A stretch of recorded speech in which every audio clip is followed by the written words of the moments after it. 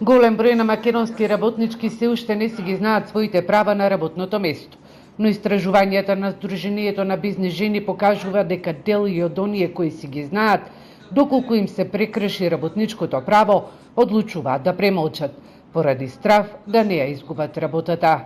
Врз основа студијата малку е ситуацијата поинаква, нели секогаш во приватниот сектор, да кажам, значи имаме се уште ранливи, да кажам, области како што се текстилната индустрија и слично, каде што веќе во последните години гледаме дека стварно ситуацијата можеби малку се подобрува, но сепак постојат некои елементи на кршење на основни човекови права.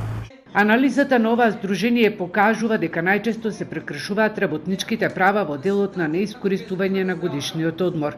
Наместо минимум 20 дена, голем дел од работниците во приватниот сектор користат само 2 недели, вклучувајќи ги овде саботите, но и празниците.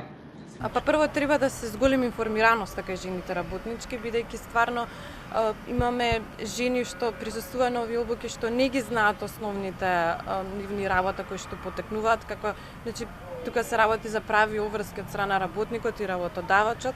Нели имаме често се среќаваме со почитување само на правата на работодавачот, но не на правата на работникот, така да ние ги представивме сите механизми кои што им се на располагање на жените и начините како може да isprocesираат ако постои на кршење на работничко право. Според анализите на Сдруженијето постои голема неравнотежа на пазарот на трудот, на релација маж-жена.